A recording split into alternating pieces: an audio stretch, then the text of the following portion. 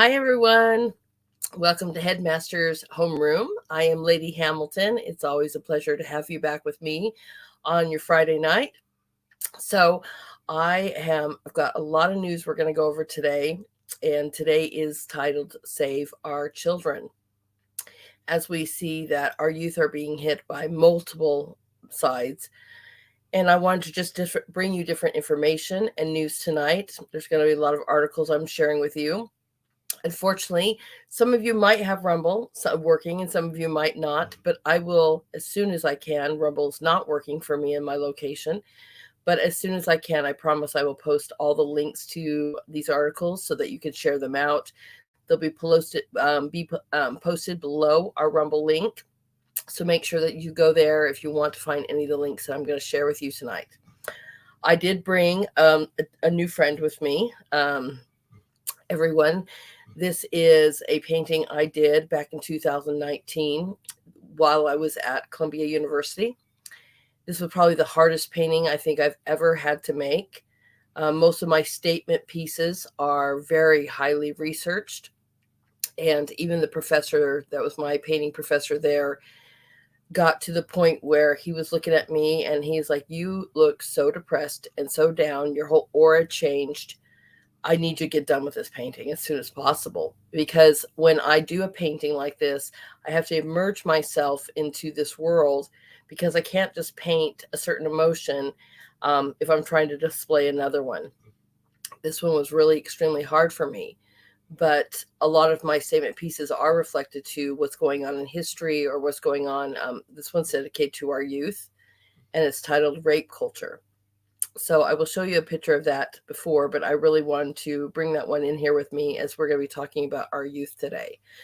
So it's going to be a very heavy-hitted kind of show. I promise I will end it with some cute little videos and a song to inspire you, as I always do, so that we don't leave with such a heavy heart. But this is definitely something we need to talk about and bring to your awareness. If you've not seen these, please share out these links, these stories, because like I said before, our youth are very much under attack. And we want to do what we can, right? We want to absolutely do what we can to make a change. So everyone, let's get started with some happy news. Very, very happy news.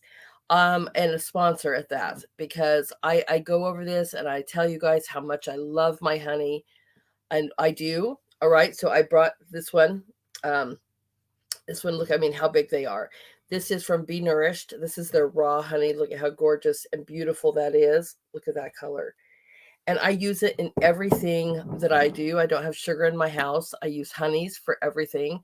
And I am just so grateful to have a sponsor that not only is some of the best honey I swear to you I've ever tasted in the world. I've been around different parts, from South Africa to Ethiopia, Cuba, Canada, Mexico, Australia. I mean, it's just so many different places. And this is truly some of the best honey I've ever tasted. So we're going to just do some shout outs. If you really want to help Liberty Arise, you can find us, before I get onto their thing, you can also find us on Twitter.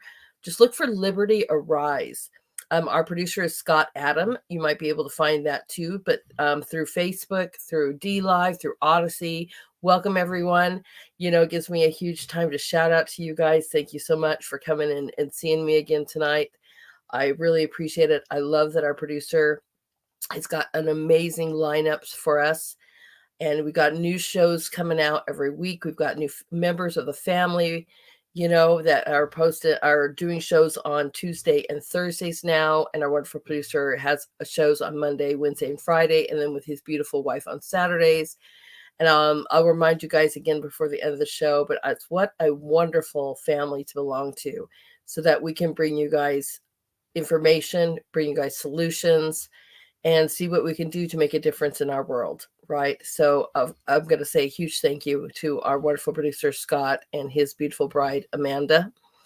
But like I said, I love honey, everyone. So if you want to help us out, that's a great way to do so, right? You can go to Be Nourished. You can use the promo code Liberty to get 22% off. So without further ado, Be Nourished. Honey. It's one of the greatest gifts to man. With millions of wildflowers in every bottle, the nourishing power of honey is still yet to be fully discovered. Be Nourished Healing Products combines healing ingredients from around the planet to the purest honey from the island of Maui to bring magic to your taste buds. The best honey from the most beautiful place to nourish your body, mind, and soul. From our hearts to yours, be nourished.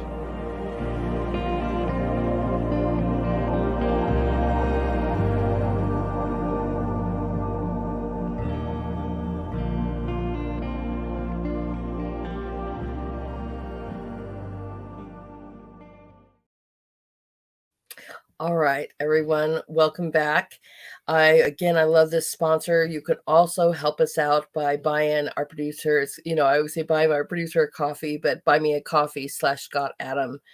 And that will really help us to be able to keep our platform alive. And we really appreciate that, everyone. So thank you ahead of time. And again, if you really want an amazing product, this Be Nourished honey is just absolutely outstanding. And I usually use it on Sundays when I am cooking, and I will be doing that again this Sunday. So we'll talk about that a little bit later. All right. This is going to be hard for me, everyone. I actually even, I normally say prayers and stuff before my podcast, but this one I really asked. I was like, God, you got to be with me on this one. And I have my tissue next to me because there's some things that we'll be talking about that just might hit me really personally. And we're going to dive right into this. We're going to start with education. I've had different shows that have gone into different things about our education. Last Sunday, I went right into Title IX and read it with you guys and how that's going to be changing. I'm going to show you a little bit of that again today, but that's just part of it, right? And so I want to just read to you things that are coming through that are changing as far as education or may not be changing. And let's start with this. So let me get this up for everyone. Give me 1 second. We have tons of articles that I will be sharing and reading with you.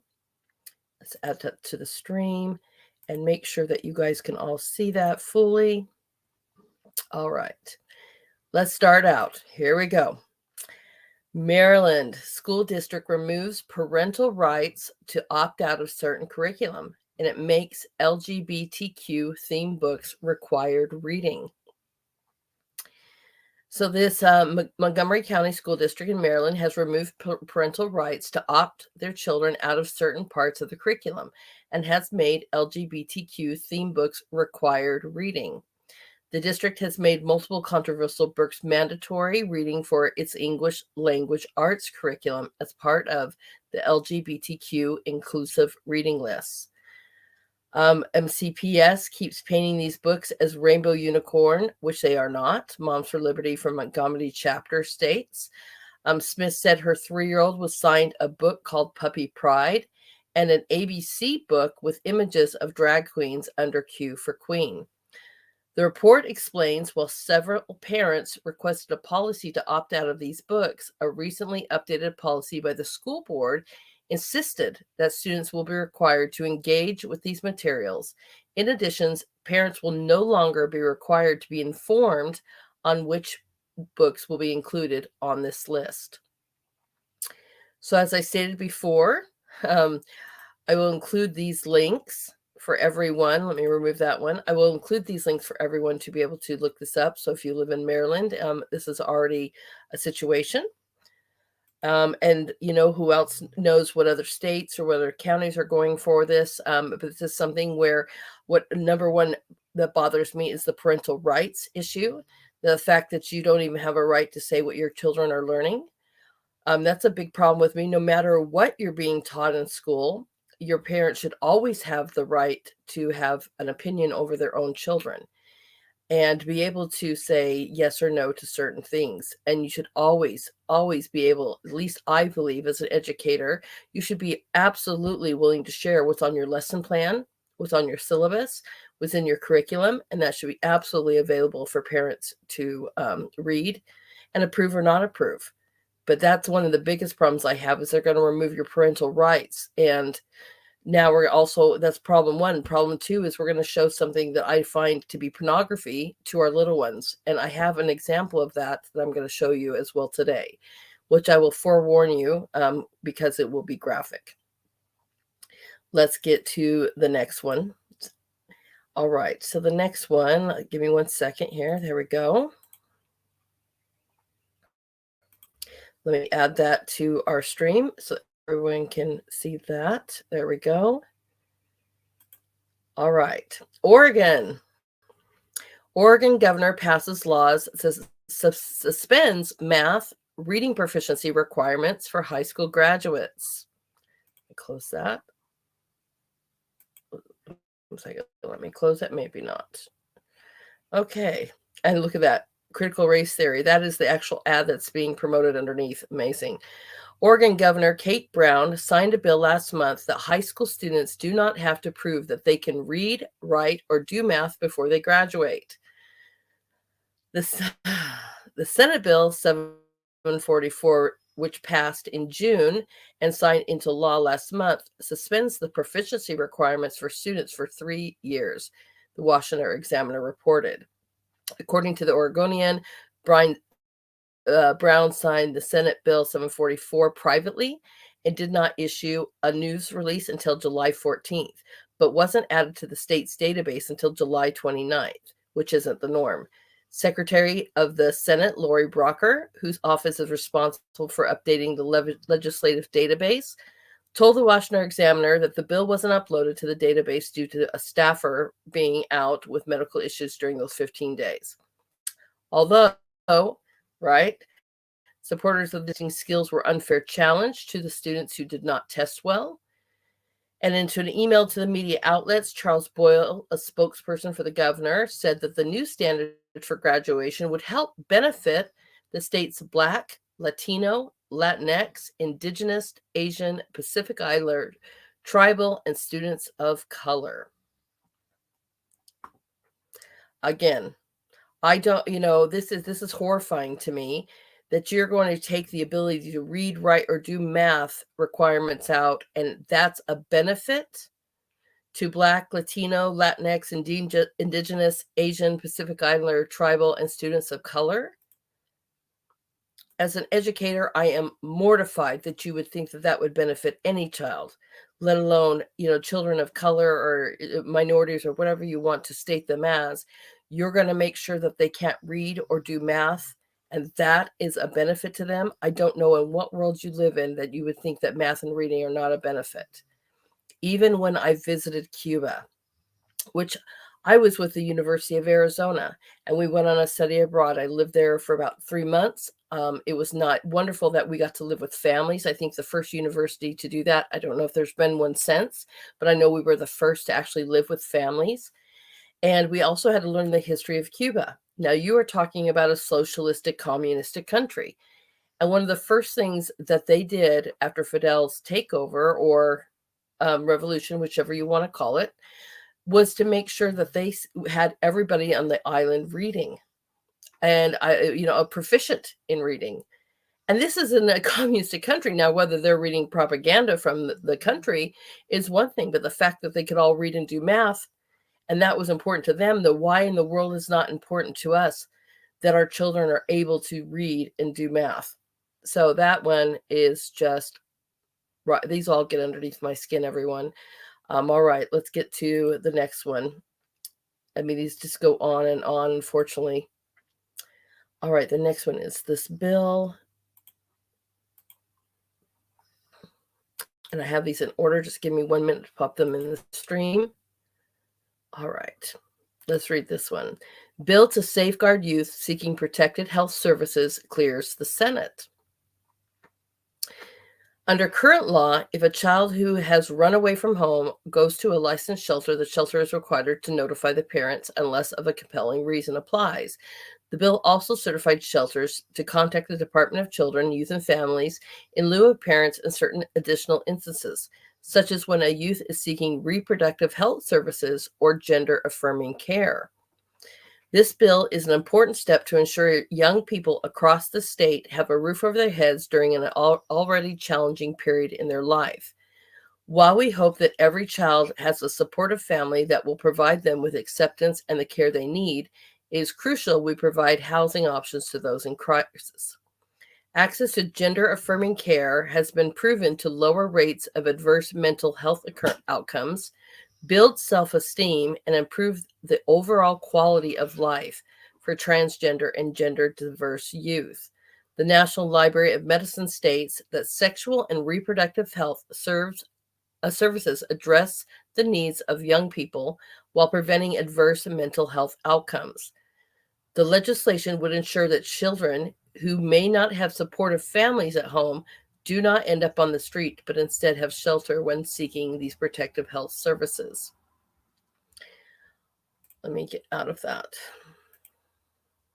I'm going to have a guest on in the next few weeks who has a wonderful blog, and we met and discussed these things, and we're going to break this down into two different things. But one thing she pointed out to me is that even in school, there are these safety words, and she's been a teacher for 15 years, both in public, and I was too, right? They have these safety words that they can use if your child's in mental distress disorder or suicidal or any of these kind of words, or just certain things, I'm not feeling happy today or comfortable, these things, they can actually go to even a school counselor. And a lot of things are not reported to the parents because they're under these safety guidelines under mental health. And I was listening to her just going, how mortifying this is if I thought that my child was depressed or had suicidal thoughts, and you're not going to inform me as a parent. I mean, that's extremely alarming to me, because I want to be a part of what the heck my child's going through. And I definitely want to be aware that my children have these issues. And unless the parent is actually the one doing the harming, there should be an absolutely open door of communication between the school, the counselors, and whatever, that minor child and that parent. And you can see that these are just getting stripped away. These parental rights are just getting stripped away. And we have, as parents, we need absolutely, if you can and how you can, we need to make sure you have a voice about this, because these are your children. And these are what the things that they're going through and the protections that are being created, and this is not, to me, this is not acceptable. I am a parent. And like I said, I would have an absolute freak out if my child was going through these issues, especially any kind of depression and suicide, and I was not informed. I just think this is absolutely unbelievable. Absolutely unbelievable. So let's get to the next one. I told you there is a lot for these, and I'm sorry, everyone, but there is a lot. All right. California. These states. Let me tell you, goodness. These.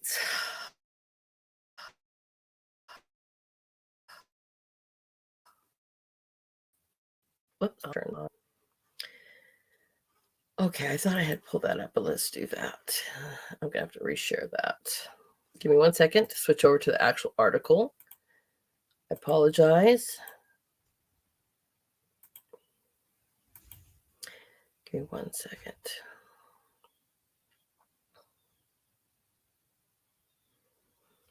There we go. Let's add this to our stream. Here we go. All right. AB 1078, instructional materials, removing instructional materials and curriculum diversity. The existing law prescribes substantive requirements and particular process that the State Board of Education, the Instructional Quality Commission, local education agencies, and the Superintendent of Public Instruction are required to follow when adopting or evaluating instructional materials or curriculum frameworks as defined. Sorry, everyone. This bill would require the state board to develop a policy for local educational agencies to follow before removing any instructional materials or ceasing to teach any curriculum. The bill would require that the policy to include, but not limited to, a requirement that the local education agency receive approval from the state board before removing any instructional materials or ceasing to teach any curriculum. Commencing with the 2024-2025 school year, the bill would require a local educational agency to receive approval from the state board and comply with any other applicable policies adopted by the state board before ceasing to teach any curriculum or removing any instructional material. By imposing new obligations on local educational agencies, the bill would impose a state-mandated local program. Existing law requires the state board to adopt standards, rules, and regulations for school library services and authorizes the governing board of a school district to exclude from schools and school libraries all books, publications, or papers of denominational character. The bill would also require the governing board of a school district to receive approval from the state board and comply with any other applicable policies adopted by the state board before removing any books, publications, or papers from the school or school libraries. By imposing new obligations on school districts, the bill would impose a state-mandated local program. Existing law requires governing boards of school districts, when adopting instructional materials for use in the schools, to include materials that accurately portray the cultural and racial diversity of our society, including the contributions of both men and women and the role and the contributions of culturally and racially diverse groups, including, among others, Mexican Americans, lesbians, gays, bisexuals, and transgender Americans. Existing law requires that the state board to comply with those requirements related to the accurate portrayal of cultural and racial diversity when reviewing and adopting or recommending for adoption submitted basic instructional materials. Existing law also requires the governing board of each school district maintaining one or more high schools to comply with those requirements related to the accurate portrayal of racial and cultural diversity when adopting instructional materials for the use of in high school under its control. I'm going to highlight this part right here so that everyone, I'm going to just read that again, right? So the existing law requires the governors of school districts to use these in schools. It includes materials that accurately portray the cultural and racial diversity of our society, including, again, not only both men and women, but also the role and contributions of culturally and racially diverse groups, including Mexican Americans, lesbians, gay, bisexual, and transgender Americans. They have to comply with these requirements and portray this accurately, basically. And this is something that is going to be mandatory in the use of instructional materials, especially for high school use. There's something else that I pointed out to me here too, that I'm going to read from you. When it talked about removing these, not being able to remove these books, I want you to understand it says from schools and school libraries. We hear a lot that these are in our school libraries, but we tend to forget what is in the actual classroom.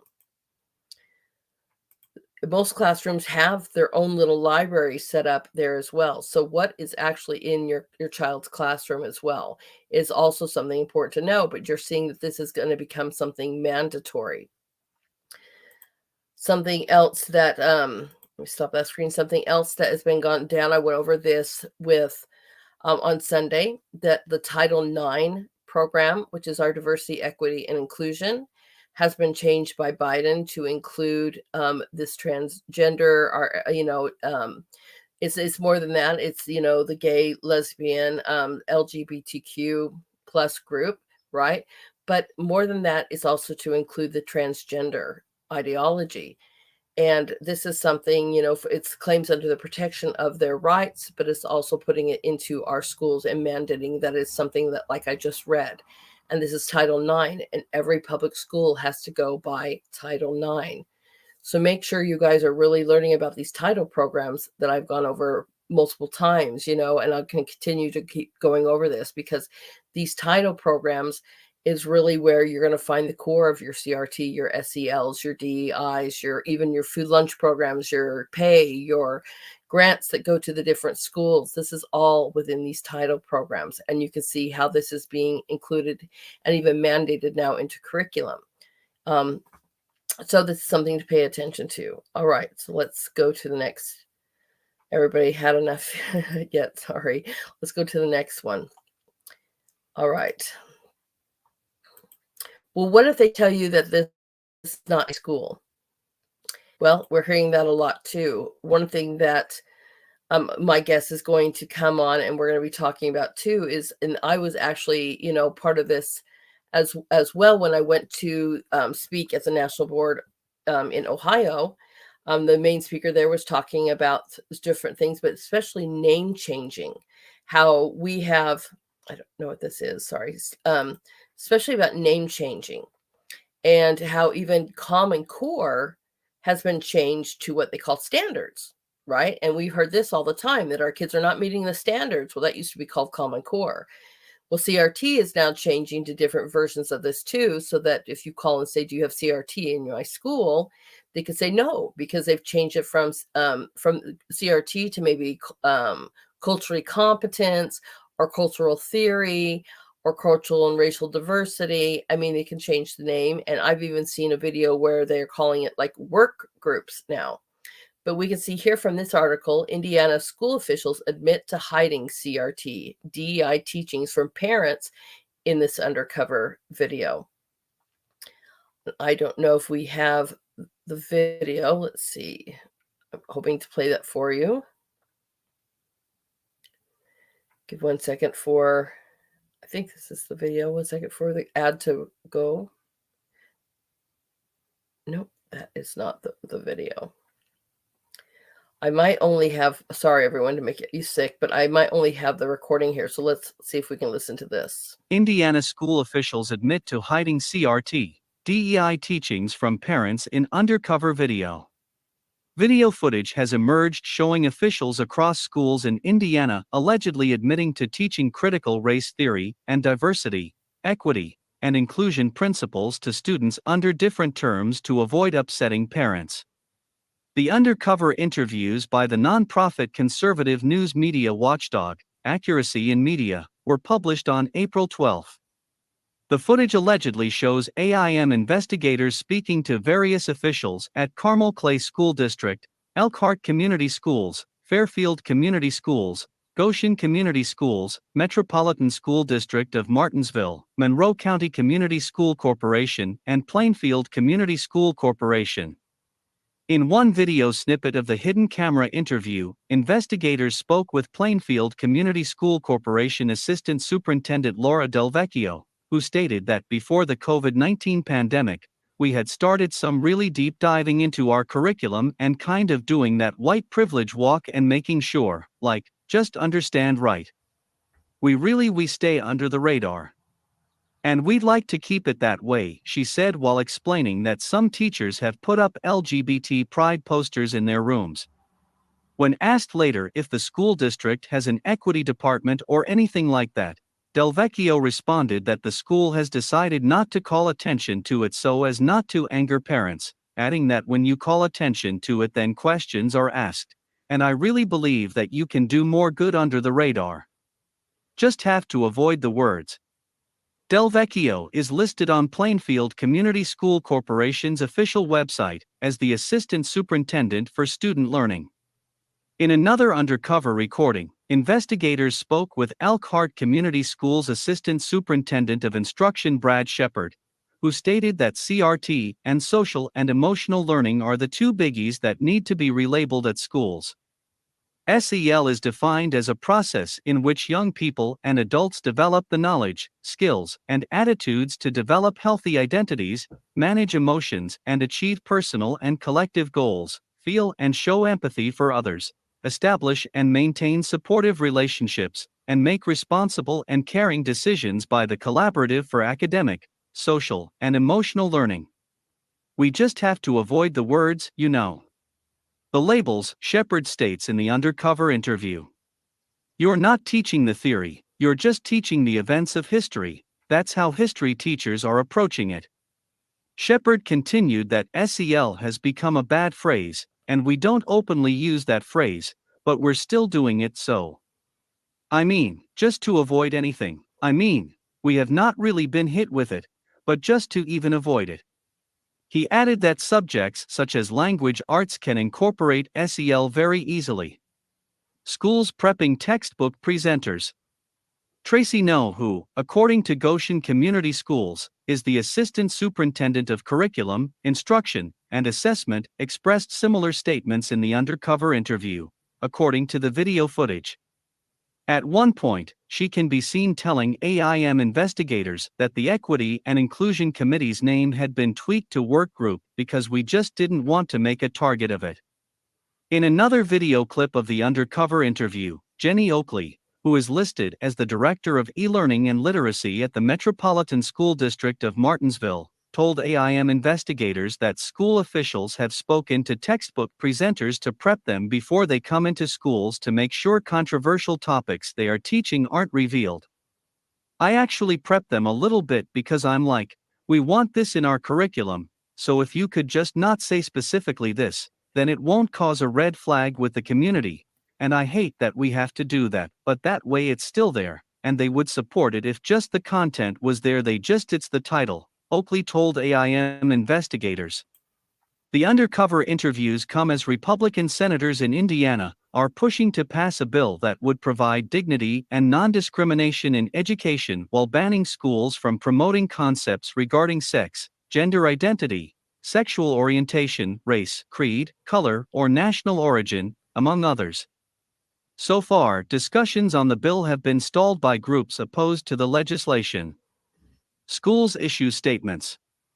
In a statement responding to the newly released video footage, Fairfield Community Schools said, "We do not teach critical race theory under that name or any other name." Elkhart Community Schools released a statement saying, "The promotion of CRT has no place in this important work," as stated in a CRT statement adopted by the board in July 2021. Elsewhere, Goshen Community Schools said, a GCS administrator was secretly filmed under the guise of a couple posing as parents interested in enrolling their children in Goshen Community Schools. This interview was edited and took the administrator's comments out of context. What was not included in the video was an emphatic statement that Goshen Community Schools does not teach CRT. Both Goshen and Elkhart Community Schools said they had placed assistant superintendents who appeared in the undercover video on administrative leave pending an investigation into the incident.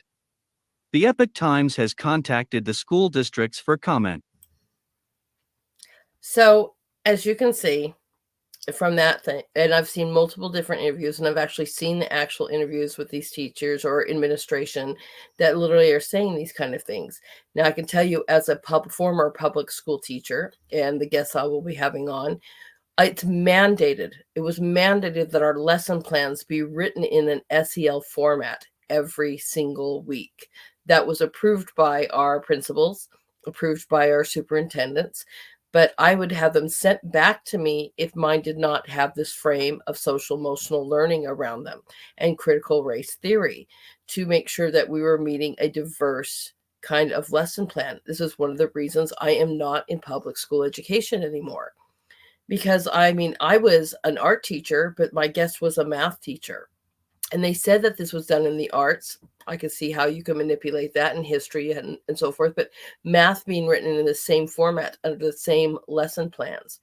I have another English teacher, same thing. SEL, you had to write your lesson plans in an SEL format. This was mandated in the public schools. In every county, in every public school, this is something that's already there. And you need to understand that. So now when they say that they're just going to hide those, I absolutely believe that. And it's still going to be in that frame. That's why I feel that you should be able to ask for the lesson plan. You should be able to ask for the curriculum and be able to actually have the teacher send that to you. So I find it very important that we are aware of this. I really wish that we had an open, more ideal thing, but then they could pass a lesson plan off to you and then have a different one for the class. This is such a problem. I mean, I know that it's important to be focused on our emotions to some extent, but we're taking away the foundational teaching of math and reading and concentrating on more how to live your life through an emotional lens versus a critical thinking lens.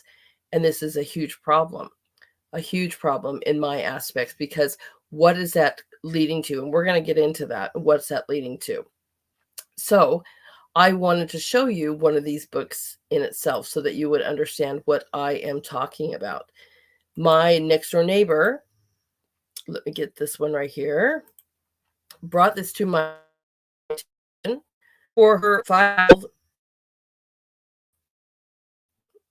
Given this book as a reading with homework, kindergarten, 5 years old. Now, but I just want you to see. This is the book called Gender Queer, and if you look right here on the right, you will see that it is basically step by step of two men having oral sex. Now, why in the world would a 5-year-old not only receive this book, but have homework? I mean, what kind of homework assignment would you even think about giving a child, let alone even this book?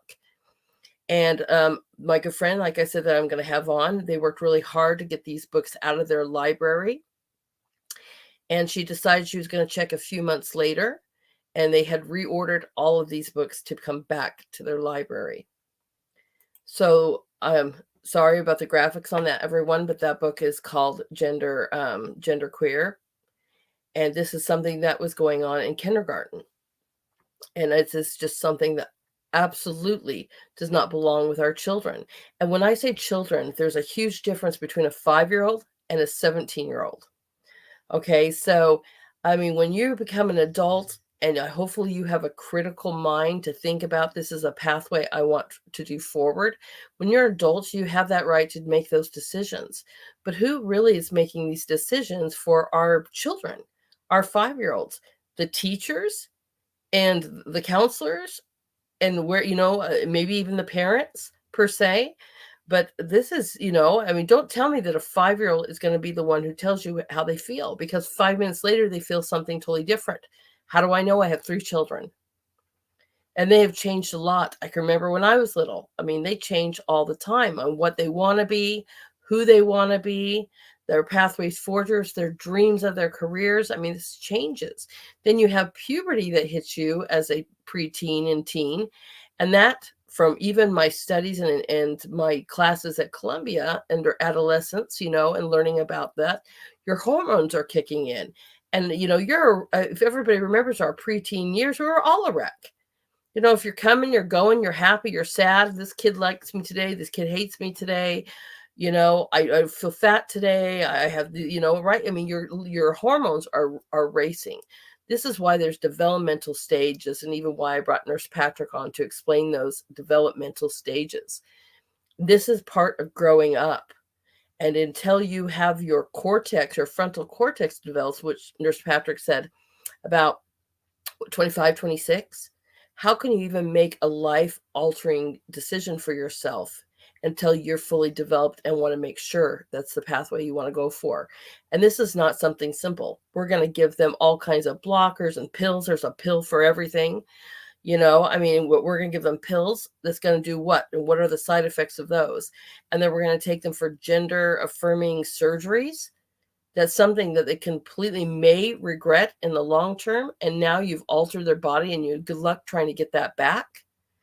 I mean, this is horrifying to me. And we're not going to tell the parents because we've labeled it under this kind of lens, and we're not going to have open communication.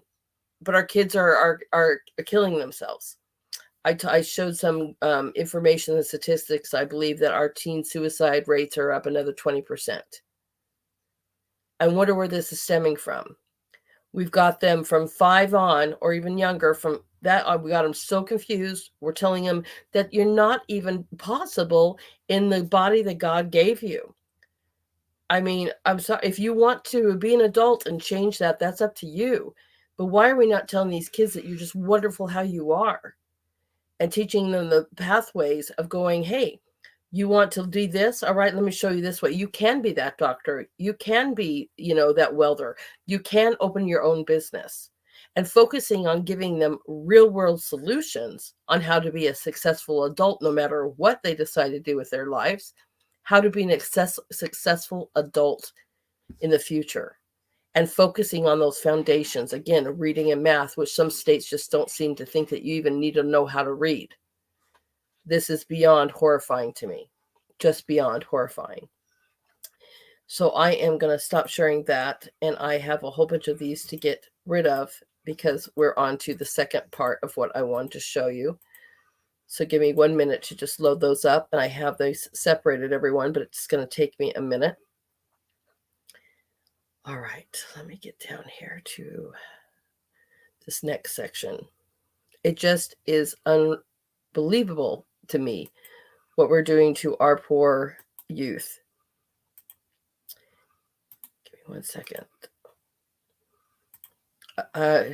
Right. So parents, one of the most important things I can honestly say is that you need to fight for your parental rights. You need to keep on fighting for that. And that's really sad that we're to a world where you have to fight for your parental rights, that you even know what's going on inside these schools. But this is where we're at. This is where we're at. All right. Now, before I show you this next one, this is very graphic. And I'll tell you that, I have friends who are gay and absolutely disagree with this as well. And they have taken me out, and we've gone to some bars, and I've been to a bar that we popped in, and I've seen some of the, I've seen a drag show. But, there's a huge difference. And when I was there was no stripping. There was no, in fact, I think they were almost even performing as other performers. I mean, sometimes we think of drag queens and you think of Cher or Liza Minnelli, and I've saw that before too, where they're actually trying to perform as that person, or a homage to that person. But in even just the bar that I had been to, that friends had taken me to, and, I didn't see anybody stripping. But what we're seeing now, and we're coming to our schools, I mean, there is a huge difference between being a drag queen and absolutely showing you this pornography. I always kind of reference to, what is the difference between showing you this or a female stripper coming in? And so the first thing I'm going to show you is a drag parade. And this is kind of highlighting exactly what I'm talking about. I think it's the first one here. Yes, it is. And this is kind of like the book I was showing you. Hopefully I won't show you this too long. But when do we need to include sex toys in stripping? And we have a youth right there, right next to, like, this is something normal. This is what we're fighting against. Even if you're on the other side of this argument, this is what we're fighting against. This is absolutely pornography. And this is actually sexualization of our children, and it doesn't belong anywhere near them. And how in the world are you calling that family friendly? I don't care how old. I mean, well, I do care how old, but I don't care what you're saying. I would never bring my children, gay or straight or any otherwise, any child, to go see something like that. That is pornography. And that is what doesn't belong. And this is just terrifying when it's coming into our schools and around our children and being labeled as family friendly. And this will be the hill I die on, everyone. I'm telling you, it's our youth. I just cannot. This is beyond for me. Let's get to another one here. All right. Is that the one? Yes. Okay. Just to kind of show you what I am stating about is right here, right? So the art of the drag. So it's a camp. YATCA hosts a free kids drag workshop this weekend.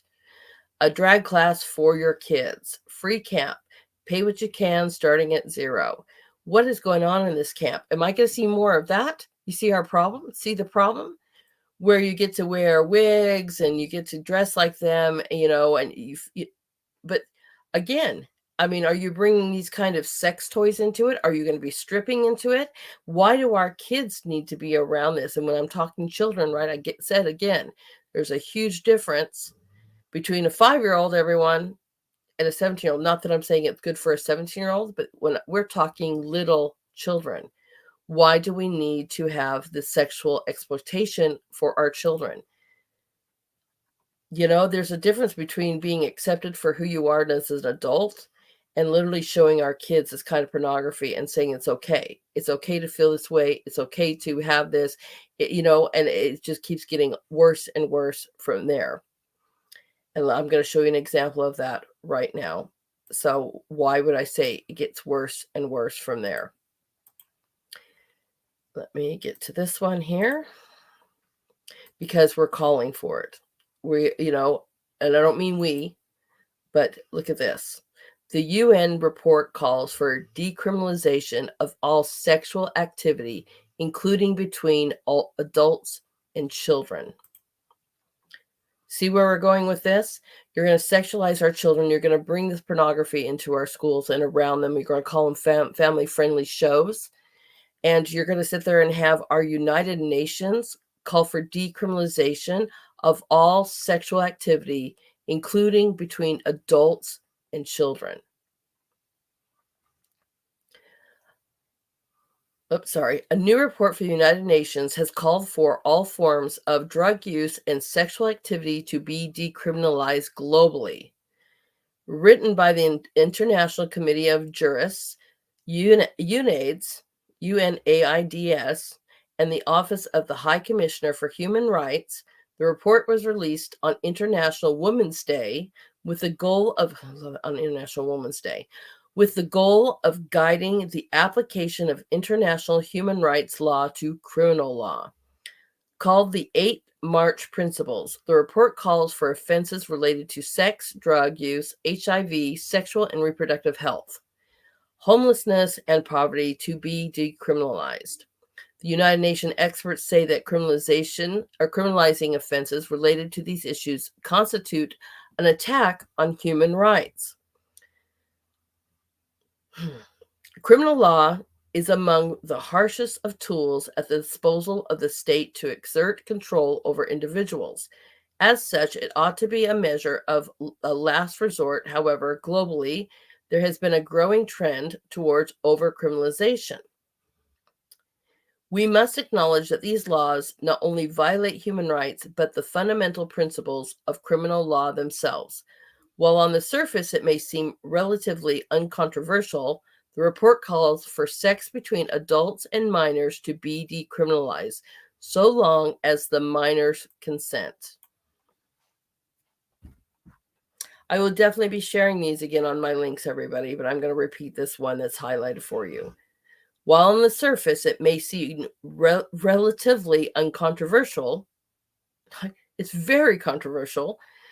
The report calls for sex between adults and minors to be decriminalized, so as long as the minor consents. What age are we talking about here? What age of a minor are we talking about here? I mean, I understand if you're like 17 and 18, and we know that the teens are going to go out and they're going to do their thing, and we just know that's happening. But what are we talking about here? There's no age limit here. So what about a 5-year-old? A 5-year-old can give you consent? Again, we're talking about children here, and we're going to decriminalize, or you want to globally decriminalize rape culture? You want to decriminalize rape culture? I mean, I'm sorry. This is, like I said, where I literally draw the line. I don't believe that children can consent to even changing their genders and picking that out until they have a critical thinking skills. And I sure as heck don't believe that I'm going to just cry. I told you it's going to be very hard for me to get through this. They sure as heck cannot sit here and give consent to an adult who wants to rape them and not call it that. I mean, we're not talking about a 17-year-old, 18-year-old who are having fun or playing around. You're talking about decriminalizing sexual assault and rape because you think that the minor children can give consent to that. I have a serious problem with that. And you should too. This is just absolutely, like I said, going to be a very hard-hitting show. And I just can't even fathom this. Just can't even fathom this. This is just, again, horrifying to me that I don't even know what mindset you're even in to be even creating bills or notions of this. This is what I mean by our youth are under attack from every aspect that we can. And that's a really hard one for me to swallow there. That you're just gonna, a lot of all of this is, I should say, but this one especially, that you're gonna allow decriminalization, or you want to push for decriminalization between adults and minors. And then we're going to teach you that's okay in our public schools. This is a huge problem, everyone. You need to stand up and do something. Speak out. Fight for those parental rights. Fight for your youth, because they need you. They need us. Even if you don't have children, they need us. They need us to stand up and protect them, because I don't know who else is doing this, right? Globally, this is becoming a huge issue. And it's not just here locally, it's globally, as we see that this is being pushed forward. Okay. I told you this is definitely, like I said, it's hard for me to kind of get through this. Let's show another one. But it's so important, everyone. So important. All right. Another article I have here for everyone to see.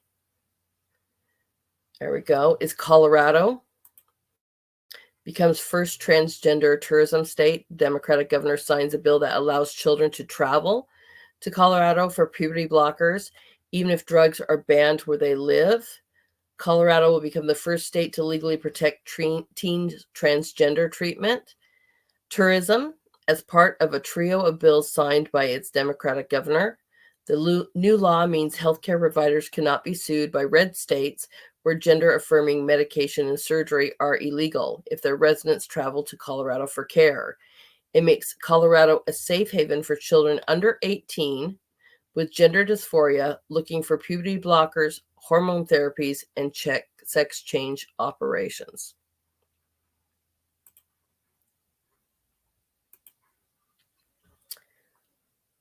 And we wonder why our kids are so stressed out, and they're confused, they're depressed, they're suicidal. You think that that might be adding to it? I sure do think so. I sure do think so. So I have some other videos I'm going to show you here. Let me get those up, everyone. Give me 1 second. I told you today was going to be really, I can't even believe sometimes we're sitting here having these discussions. But, take it or leave it as you want to say about COVID. But boy, has it been an eye-opener. And something we've seen on the rise here as well that I'm going to be showing you to kind of also confirm the problem that we're seeing with our children. When you are completely confusing who they are, you're not giving them the ability to critically think. You're not even going to even teach that. It's one thing I can tell you, I promise you at something I do at my school is I would show you all kinds of sides. And I'll let you try to help think about that, critically think that, research that, but you're definitely going to learn foundations.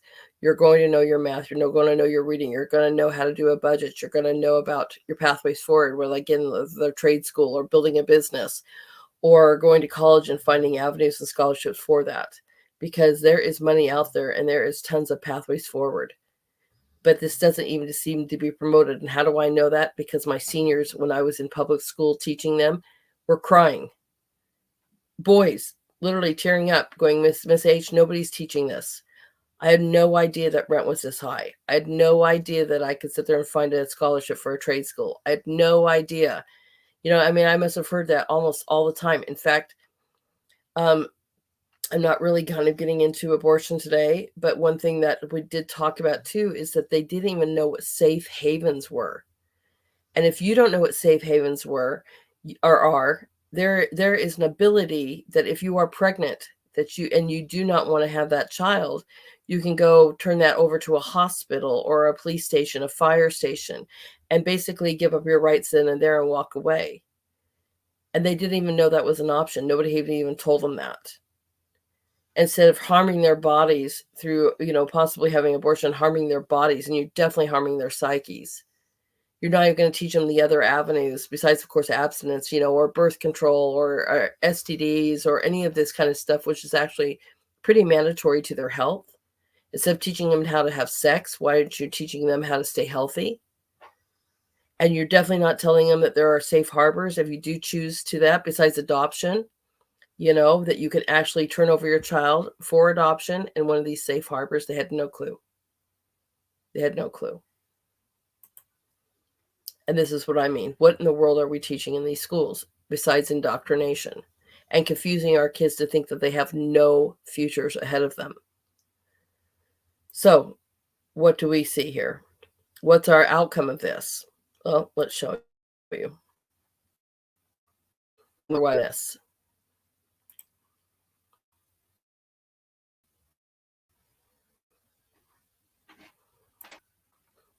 I put that on.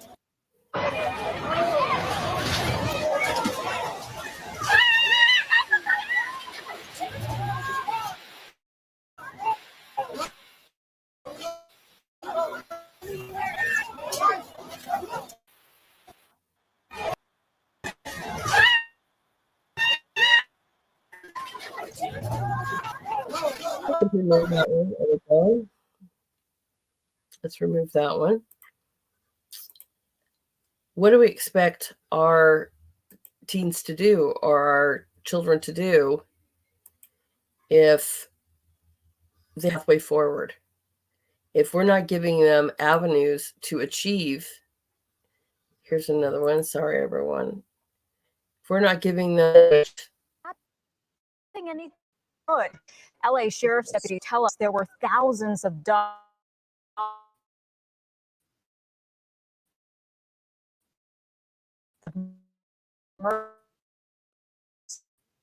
stolen images. This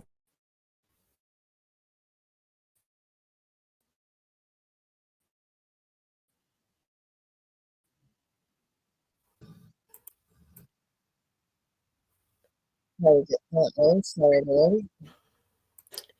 So, again, as I said, if we're not going to teach our children how to have a successful pathway forward and be responsible adults and focus on that when they're younger, giving them the foundations they need to required to be successful in life, and we're going to fill their heads with emotional, everything's emotion, everything's based on emotion.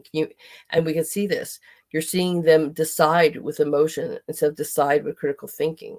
Deciding, hey, I feel like this today. I feel like that. I feel like that. Can you imagine, as we think now, making all of your life decisions based on how you feel versus reality? Versus, you may feel like you want to not pay the rent, but reality is you have to pay the rent. How are you going to achieve that? By looting and just stealing or going to lives of crime? I had a wonderful guest on, Bernie Flowers, we talked about his book in detail, and him being outside of Baltimore, watching this never-ending circle. These kids keep getting looped in lives of crime, lives of gangs, life we're seeing the looting, no responsibility. There is, just take what you want, do what you want. If it makes you feel good, do this. If you feel like this today, then hey, let's just take off your breasts because you feel like being a boy today. I grew up as a tomboy. One of my daughters is definitely a tomboy. I love to play sports. I love to be active. I love to go camping. I love to go fishing. I love to do all those kind of things, but I promise you I'm a woman. I promise you that. And what makes me a woman, just besides dress like this? I'm sorry, I was born one. I was born with the right chromosomes. I was born with a uterus. I was born with ovaries. I was born with breasts. That's what makes me a woman. I'm a mother, and that's a wonderful thing too. But you know what? I wanted to make sure that I was also something in life. I wanted to succeed as an adult. I wanted to have those abilities to go out and create my own businesses, which I have done so. I wanted to learn about doing different things. And did I change my mind a lot? Yeah, I sure did. That's the whole part of growing up. But I was learning foundations as I growing up to make sure that I knew what I could do and stand on my own without having to go loot and steal and be lost or join a gang or go out and kill somebody, because I'm basing my whole life off of emotions. This is what's going on. And this is why we're failing. This is why the schools are failing, because they're so worried about that versus going and telling our kids, you can go and be that. You want to be that? All right, awesome. We're going to teach you how to do that. We're going to make sure that we show you where algebra is in your field, where it's going to be. In my school, We're always showing you in classes, hey, look, you can go do this in this field, or we're doing a project to show you how to use this kind of stuff. Hey, what's your path, right? What's your plan B? If you want to be a sports person, great. There's your path. There's your scholarships, but what happens if you break your arm? Let's talk about that pathway as well, too. So these kids get a reality that they have an understanding that to be successful, it is possible. Here are the steps and here are the avenues to do so. Instead of getting them so depressed or they're so upset, they don't know whether they're coming or going, and they end up taking their lives. Like I said, suicide rates in our teens are up 20%. And I wonder why. Because they're getting confused on every single end of the aspect. And what are our leaders doing? What are we doing? And especially as parents, especially if they're going to hide that from you and you have no idea what's going on with your kid. And then your kid just goes into social media world and doesn't speak to you and you have no idea. Definitely I highly recommend limiting that social media. I had a student literally do a report on that last year called Every 7 Seconds. And she's like, I am so tired every 7 seconds as they flip through because they don't read it. And we know that they can't really read. And in some states like Oregon, we're not even going to promote that they are going to read. So they might read just the headlines and they're flipping through this. But her body image, she was noticing, she's like, oh my gosh, just even go through social media. I'm being told this, I'm being told that. I'm fat, ugly, skinny, thin, whatever, based off of a fad every 7 seconds. And she's like, I have to detox from this because it is really affecting me negatively. And then you go into a school system and they're doing the same thing. Instead of promoting and pulling you up, saying you are possible. Again, my next door neighbor, same little baby. She just talked to me about pulling her kid out and coming to my school next year because she goes, I'm tired of my daughter coming home every day telling me that she failed and that she's not possible. And she needs to change somehow, some way to be accepted for who she is. I'm sorry. This is beyond. Let our kids be kids. Let them dream and play and be whatever that kids should be at that age. They're going to figure out sex, trust me. That's an easy one. But it's more important that we sit there and build them so they can have character. I mean, even like Martin Luther King Jr. would say, right? I dream of a world where my kids are judged based off of their character, not the color of their skin. How nice would that be? That they actually had character. They had morals, they had values, and especially for themselves, faith in themselves. To go and live that dream to be the scientist or the doctor or the artist or the historian or the whatever they want to be. And us giving them the actual education so that they can go and do those things. Instead of this ability to just completely warp their minds. And this is something that we need to do together to fight against this. All right, so let's go with the last section I have. But before I do that, everyone, I'm going to show you something that my students made. I hope that, you're thinking about this. A lot of people are thinking about homeschooling their children. I cannot say that I absolutely agree. If you've got this kind of situation going on in your schools and you can't change it, that is really something you need to think about. If we can be of any help to you, please check us out because we are live instruction. At my school, we are doing projects together. Something else that my neighbor was saying, we had a huge discussion about this because do you even know that when your kids go to school, they jump on a computer most of the time? And what are they being taught on that computer?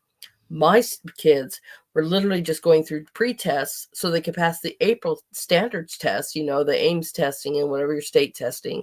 And they spent most of your pre-testing on computers to pass the test in April and not really actually getting education. This was most of their middle school before I decided that's it. I'm done because they weren't learning. They were just learning how to pass the test. And that's a huge problem for me too. Instead of giving them the actual foundations again so they could go be successful. And she was talking that this was already happening with her first grader, same little girl, already first grade on a computer 90% of the time with an iPad. And the teacher's just literally walking behind like some kind of hall monitor instead of being there actually doing the projects with them. So really look into what's going on. I hear this a lot of times, like it's not at my school. If you got a title program, if they're taking the title funding, I promise you it's at your school one way or another. To what extent it's being used and what extent it's being manipulated, I can't answer that for you. But I can tell you in my own little small rural USA town that I live in, the high school is having a play about drag queens. Our community theater is having a play about drag queens, and family friendly for both. I've not seen either, so I don't know how open it is and how sexualization it is. Are they bringing sex toys to the place? Are they stripping? Are they wearing inappropriate clothes?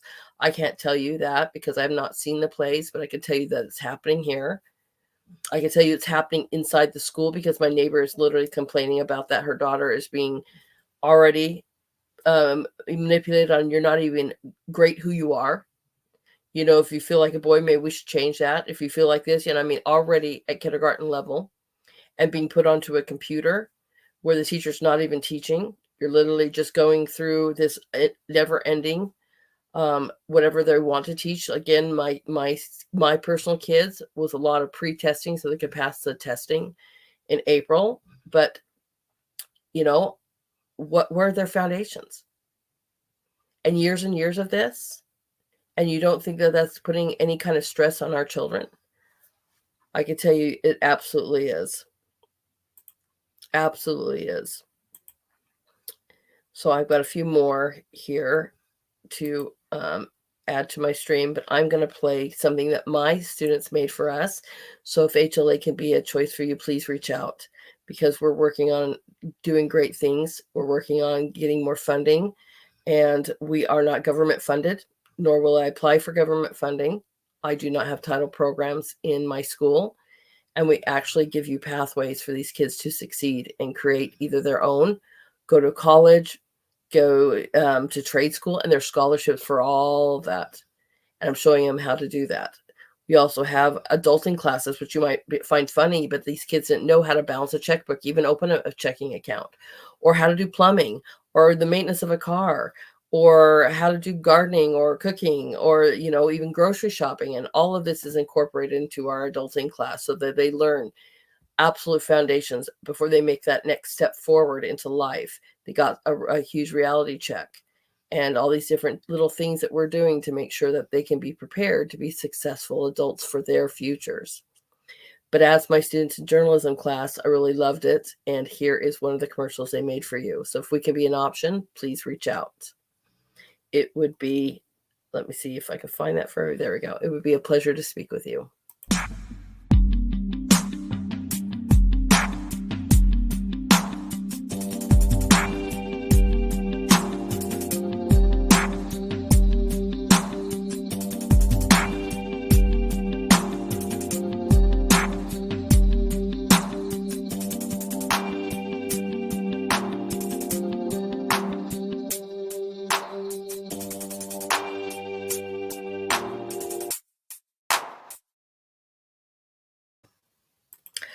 All right, we're back. Thank you, everyone. Just so you can see, I'm loading these up here for us as we go through our last ones that I wanted to share with you today. All right, here we go. Okay. That's our first one. Oops. That is not what I wanted to share with you. Sorry, everyone. Stop sharing that. I hit the wrong page. It's just the me show, right? From my house to yours. All right. Okay, that's the one. Sorry, everyone. Give me 1 second. And I'm going to actually hit that so we can see. Hopefully I can share that with you. It sure doesn't want to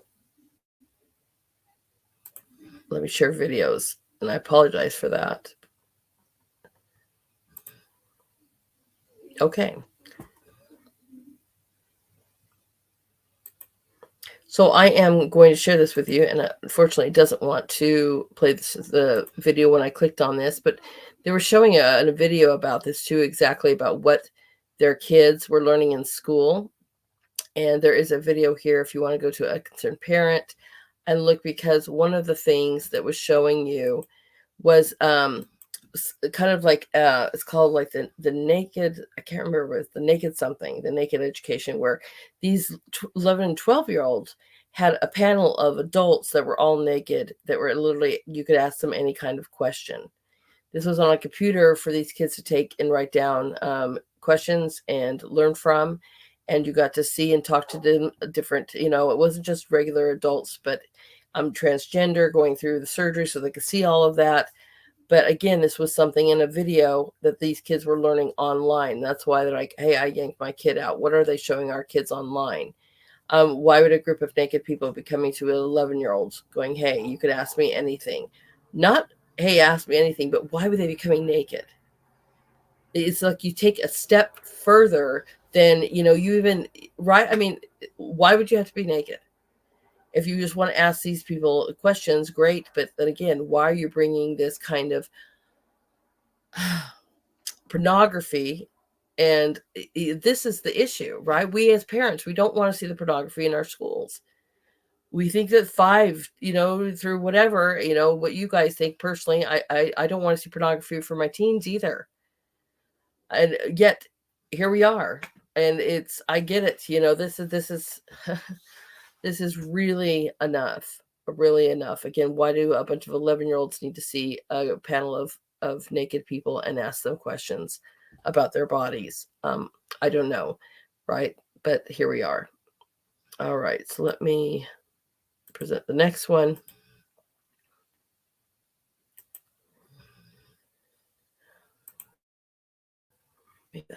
Oh no, that is the one with the video.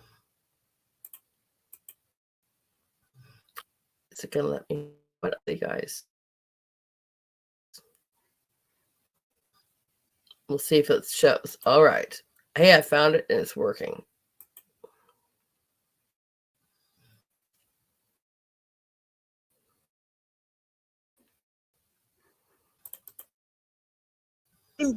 Vandaag hebben we als gasten transgenders. Okay, here we go.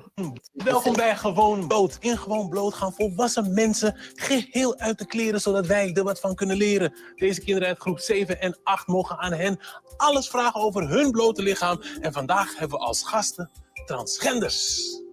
Het gaat echt om het gevoel wat je van binnen hebt. Ja, en dat gevoel, dat kan je gewoon hebben, maar daar kan je ook iets mee doen. Zoals ik ook een operatie heb gedaan, maar je kan ook transgender zijn en geen operaties ondergaan. Zie heb ik wel wat in mijn broek, maar ik heb nog steeds een vulva. En daar voel ik me niet prettig bij. En vandaar dat ik dan poseer in mijn boxer met mijn pekker erin. Vaginaplastie. En wat betekent dat? Dat je dus zeg maar van het mannelijk geslacht, je laat het dus ombouwen naar het vrouwelijk geslacht. Op het eerste moment denk je, huh? En op het tweede moment denk je, oh, het is eigenlijk best normaal. Het is eigenlijk gewoon heel normaal. Dus het is niet alleen per se alleen man en vrouw. Daartussen zit gewoon ontzettend veel. Nadat je een operatie hebt gehad. Anne-Chris, hoe voelde dat? Ken je het woord euforisch? Nee. Oké, dat is echt heel blij. Echt heel blij. Ik werd wakker en ik wist dat ik geen borstje meer had, dat het plat was, dat het was zoals ik altijd heb gewild, zoals ik me van binnen voel. Ik was echt tot plafond, zeg maar door het plafond vrolijk gewoon. Het is een soort van dat je vliegt. Ja. Ja, je bent dan gewoon super blij. Yeah, that's just like flying. Now, even though that was in German, this was from a person here in the United States that said this video was shown to her children. And you can see the children in that room were between 10 and 12. And it's being shown into our American schools as well. So that's kind of my point there. And they feel great and ecstatic, and they're showing this, to them. And the kids might at first go hum, but then they think it's pretty normal. Right. I don't know. That to me is not normal. And again, not that somebody in their adult life, that's a great video for you if you're an adult and you feel like that's what you want to do with yourself. Great way to research, do I want to do that? I suggest you research both sides, even detransitioning. Do I want to do that with my body? But we're going to normalize this with our children, at younger ages, starting at 10, maybe even younger, and call that normal. And it feels like flying, right? We're so happy it feels like flying. Well, it might make you happy when you're an adult to do that, but to do this to a child before they're even completely at adulthood is absolutely abuse. And that needs to stop. My opinion, but that needs to stop. And again, instead of that, why are we not concerned with giving you the ability to show you that you could be a successful an adult no matter what, and giving you those avenues so that you feel like no matter what, that you are wanted, loved from the word go, not hated for the body that you're in and must change, that you are wonderful as you were created.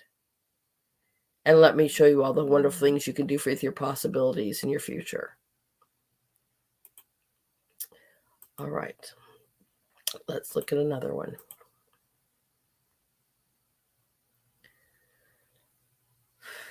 This one is the hardest one for me to show you. And probably where I will, let me read, is that the one? I'm sorry, everyone. I just want to find out. That does not look like the one. To show you.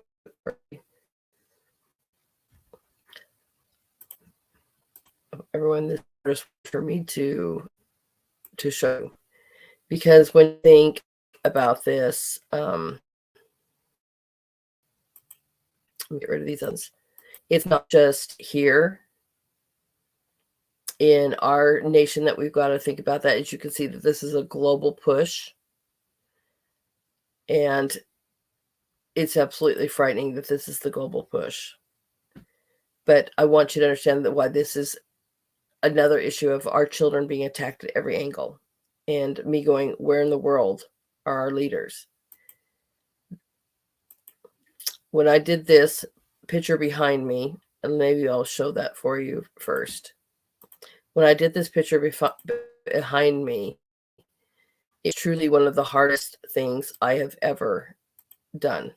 Because, like I said, it is, I have to be in this mood or this emotion, per se, to paint that. Or when I paint that, I shouldn't say in this mood, but I have to feel a certain way. I can't listen to disco music and paint a scene like this. I want to portray the emotion to you, or in the painting. And so I had to, kind of be in this with a depressed sense thing. This thing about took me down to bring awareness to this, to the point where it's almost like a menu with this human trafficking. I cannot talk enough about human trafficking, whether it's in our country or throughout the world. This is one of the biggest businesses in the world. And this is absolutely horrid, from different religions to, kids coming in, out. And again, like I said, my professor saw a whole change in me in just a semester. There we go. My professor saw a whole change in me in just a semester and told me I needed to get out of this because it was literally taking me down. So that one, again, is called rape culture. But this whole movement of messing with our children is globally, and using our children, abusing our children. Human trafficking, whether, is a huge part to do with our children. What is happening to all these missing children? What is happening when they're trying to make it to another place? What in the world is going on? And then I read this article, and this is what I mean when I say I can relate to this, because I had 3 children that had been used in several aspects like this. When I said that they were drug children, they were used as payment for that. Go ahead and abuse my child for the drug payment. I mean, absolutely horrific. And then I read this little story. Sorry, I told you guys. I read this little story, and it hit so much home. I can't tell you how much I just love our youth, guys, and how much I absolutely hate that this is out there. I hate this kind of evil so badly. It makes me to absolute tears, because our youth need us so badly. And it's not just here, just globally. I believe it was CanCon shared this episode with Tina Peters about one. But I definitely will share this with you, and because this is something my own children were going through. When I talk about payment, that these kids are coming across our border, and this talks about an 8-year-old little girl that was found at the border. Sorry, everyone. With 67 different DNA samples inside her. I told you I was going to cry. I'm so sorry. But you have to understand how much this affects me. Our youth affect me. This poor little 8-year-old girl had 67 different DNAs inside her. That means she's raped by 67 different people before she made it to our country. She's not the only. And these kids are just taken and they're used and abused. And then we want to manipulate them here too in our education. We want to traffic our children. We want to whatever's going on. I mean, where are our leaders?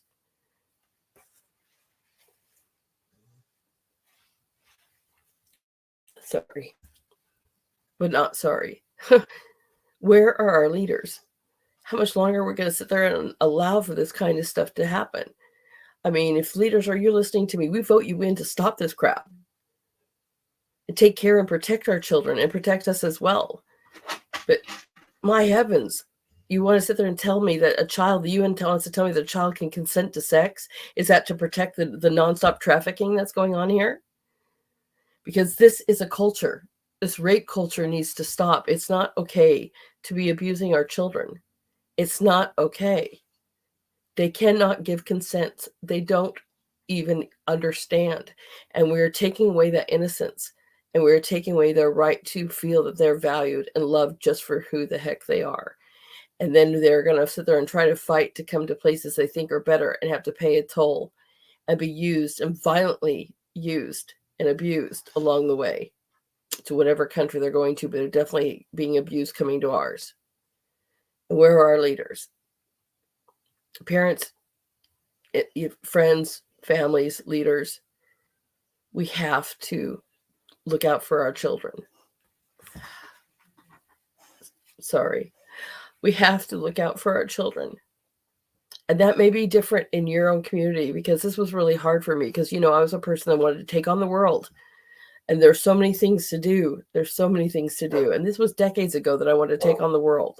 And you get so depressed because it's so overwhelming that I had to decide for myself, what little hill can I work on? It's not even a little hill fighting for our youth. But I figured I could do that. If I could already save 3, then I can go out and help more. And that is my hill I'm going to die on. I keep going. All youth are possible. And I mean that. I don't care where you come from. I don't care if you're rich or poor. I don't care what color you are. I don't even care if you're thinking that, hey, someday I want to be gay or that might be my future. Okay, great. You know what? It's not for me to sit here and focus on. My job as an educator is to get you to be at a state where you can critically think about your future and give you the foundations you need so that you can be successful. Because it's not just me, and call me selfish, but you're going to be part of creating this world, part of my future, taking care of me when I'm older. You're going to be raising a family yourself. And if we're just going to confuse you and let you either kill yourself or abuse you, then what are we doing? And we must pick up our little corner. Maybe, this is too overwhelming for you. Find something in your community that you can do to make a difference. This is why I bring so many different people on. You could start a program in your library and start a reading program. I did that, in Arizona when I lived there. We called it We Read. We're starting that up again because we want to teach these children the importance of literacy. As a benefit, I had people that were legally coming through this country learning how to read English so they could get their citizenship classes done. And it was really quite interesting as they joined our group. And it didn't cost me anything but my time. And the library is free. And they actually published it for it and marketed it for us because we're doing so well. I mean, what can you do for your community? I brought so many people. I'm going to continue bringing so many people on that are showing you all these different things you can do to make a difference in your neighborhood, in your community, in your life, a different business, a different venture. But with our children, this is going to have to be a united front. We need to start thinking about our future and their future. Do we want a sound future or do we want a future of looting children that are lost? They become are adults at this point now. They're lost, turn to crime, turn to violence, or turn to something that is like a rape culture. Because guess what? You can consent to that. We're going to decriminalize that. And we haven't taught you any better. In fact, we taught you that this is normal. It feels like flying, right? It's all good. No, our children need to just be children. And we need to seriously fight for that. Even if you don't have children, this affects you. This affects our communities. And sure as affects their lives. Be the leader that they need to see. Start something. Reach out. I've got tons of ideas. Anybody can totally email me and talk to me about, hey, and I will absolutely share things that, you can do. The places that you can go, how you can help. Right, what to look for as I continue to keep bringing this. And I told you it was a very hard-hitting episode today. I'm somewhat sorry about that, but this is very real. This needs to end, hopefully as soon as possible. Our youth definitely need to know that we love them and we value them and that we'll fight for them. So, like I said, let's watch a few things that kind of make us laugh a little bit before we leave today. It's not going to be I might end a little early. I never really have an end time, everyone. But there are some kind of funny videos I want to show. Hopefully they'll let me show that with you guys today. Give me 1 second here. I want to see, where is that at? Do I have that? Give me 1 second. That was a funny one too. I have just a few here I want to show you. One's not so funny, but it's kind of funny. I mean, these are kind of funny, haha, in some aspects, and not necessarily funny. This one is, wow, caught me by surprise. Oops, I'm sharing the wrong thing again. See, I'm all emotional, upset. And I'm trying to share my emails with you. That's not what I want to do. I want to share this video with you. I thought I had it up here. Give me 1 second.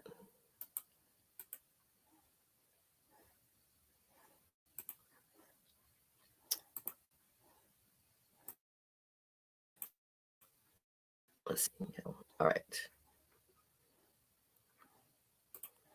And unfortunately, this is not a joke. Let's see if I can play that. There we go.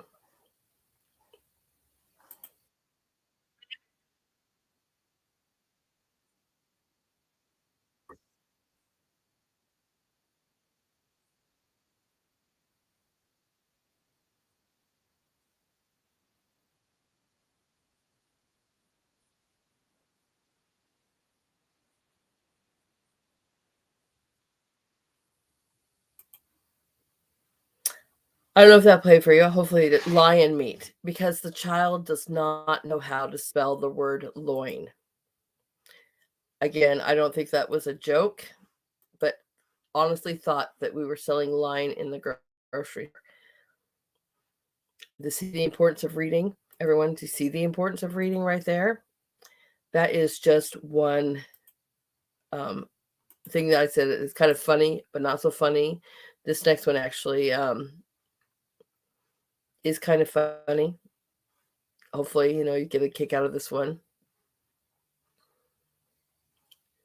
Let me add that to our stream.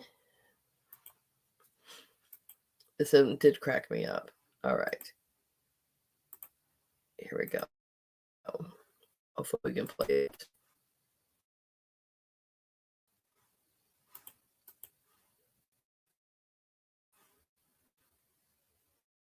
Come on. There we go. Oh no, zero's all right, restart. Okay. Alright. 7. Then fill it a little bit. Or do you go all the way around back here? Dude, that makes sense. Wait. Ah, yeah, we got it. Alright. All the way around. Like go. 8. 7. 0. All the way around. All the way around. Okay, so I'll give you a hint. Your 0 is correct. Every way you're doing it is incorrect. So you don't stop at this. Oh, just the last one? Because look, you just successfully dialed 0. So if this was 0, then Wait. does the second one Watch out. 0? The Is second this one correct? 0? Bring it all the way around and then like, bruh. So that's kind of funny watching teens figuring out an old rotary phone. That kind of hopefully will make you laugh a little bit today. And if you notice too, they didn't even pick up the receiver to even dial the phone number. Their parents told them they had to dial a certain number, and they had the receiver like down the whole time and still trying to figure out how to do that. And so it just kind of made me laugh how technology has changed. And they're like, how do you reset this? Just hopefully giving you a little bit of something to laugh at today. Not a lot. Again, families, I really hope that I'm bringing you some awareness and some stories that maybe you haven't seen before, stories to pay attention to, things that give you some eagerness, maybe hopefully light your fire to help us fight for our children, because right now they're being attacked under so many different ways, from the womb through teenage life, being told that you're not wanted, you're disposable, we can switch you, you can be raped, you can be abused, apparently we could take you away, we're not going to tell your parents about these things. And these are so many problems that need to stop. Just absolutely need to stop. We need to start thinking about our youth, because they are our future. And I'm going to play a special song like I always do.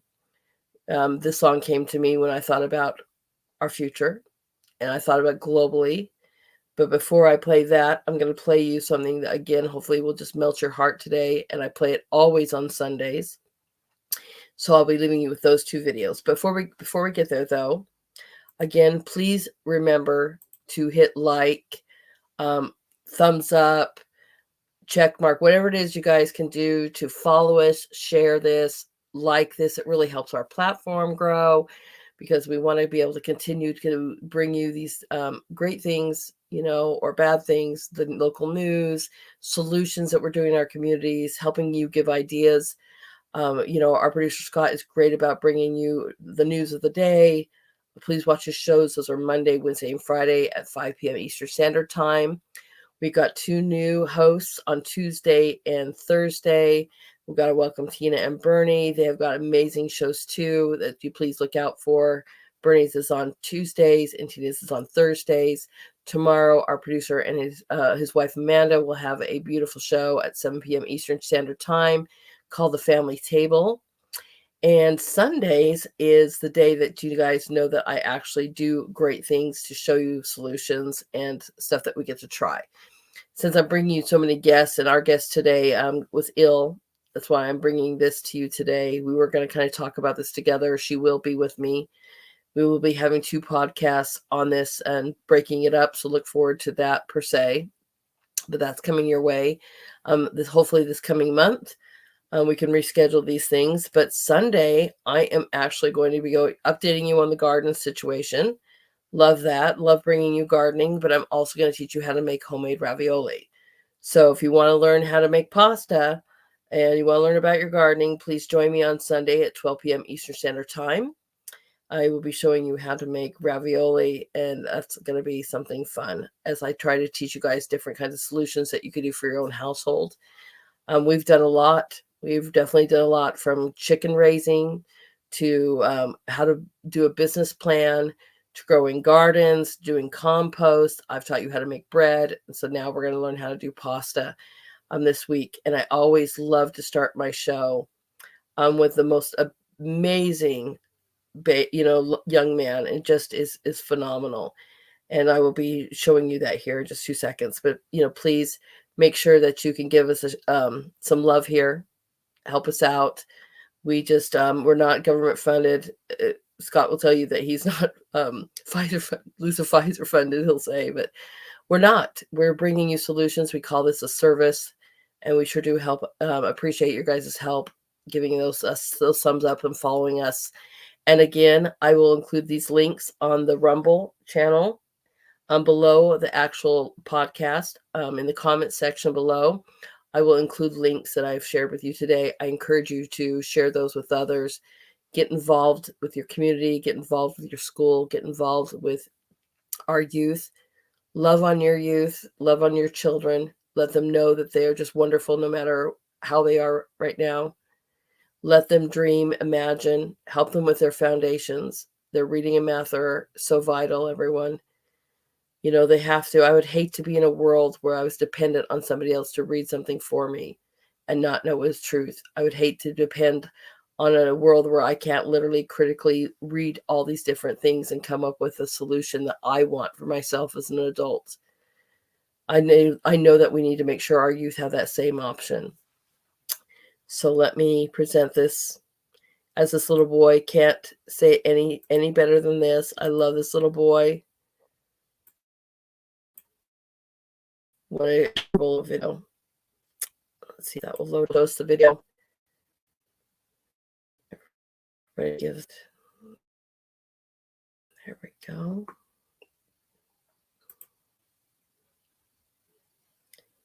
And we're gonna see, right? Please play this. It's absolutely beautiful.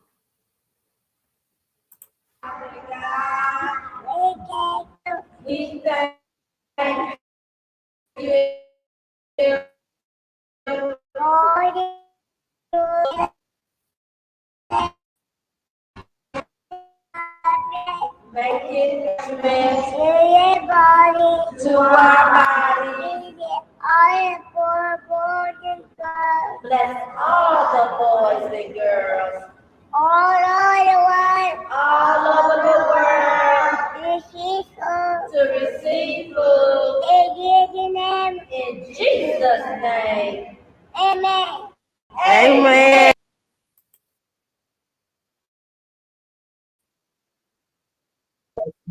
And I love how he says, please bless all the boys and girls all over the world. More than just receive food. Please be with them, right? Help them and let them know that we absolutely love them. And they are created by the most wonderful God, right? We all are. No matter how we are, everyone, we're all, we're all one. We're all human. And we need to really love one another. The Savior couldn't said it better itself. We need to love one another and serve one another. It doesn't mean we have to agree. But, it's really important that we take the time to be involved. And let's fight for our children, because now is the time. We need to save our children. So as we close tonight, I have a song that has been on my heart all day today. When you think about giving, please think about, how are you going to share this? How are you going to help? Maybe the word should be helping versus giving. But I couldn't think of the words in this song. That's why I chose the lyric versions of this. Could be more fitting. And it's an old 80s classic that really inspired me when I was during that time. But the words are just amazing. So we're going to close out with that today. And I hope I see everyone on Sunday, right?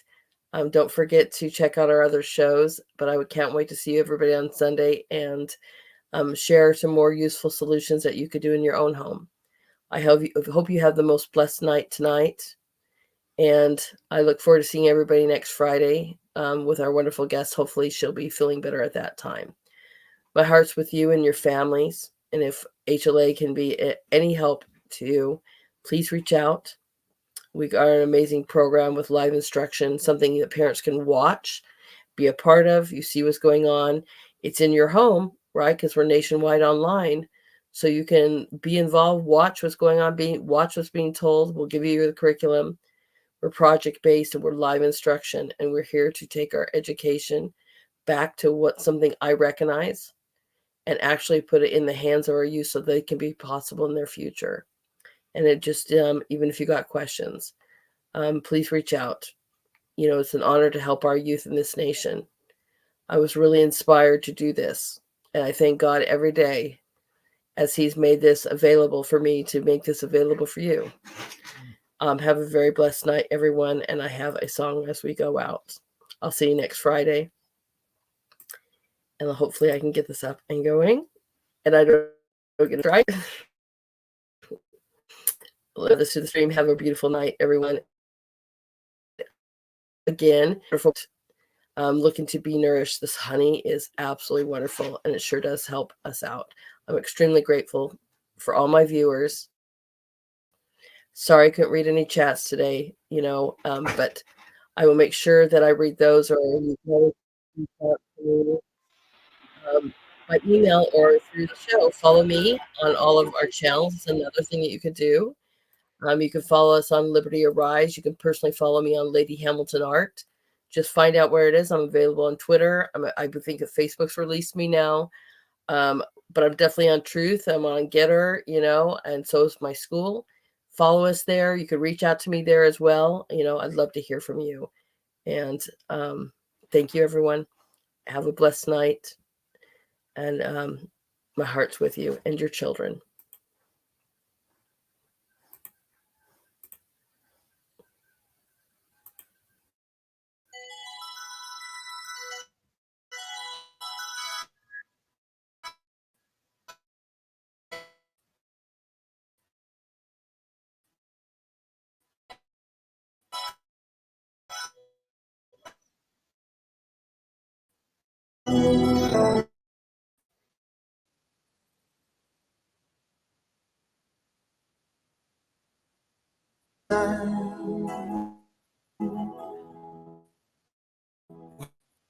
When we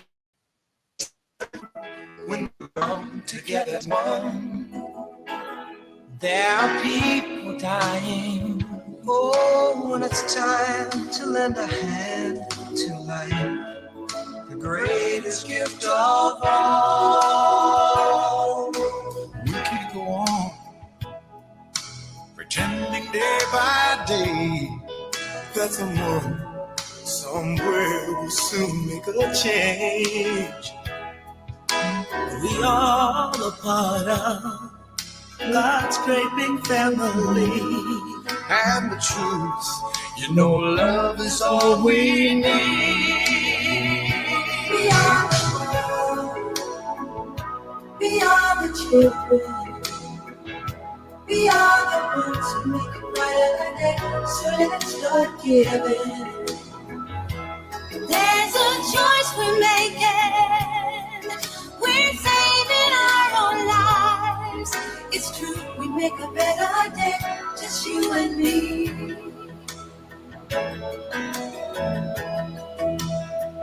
Well, send them your heart, so they know that someone cares, and their lives will be stronger and free. As God has shown us, by turning stone to bread. And so we all must lend a helping hand. We are the world. We are the children. We are the ones to make a brighter day. So let's start giving.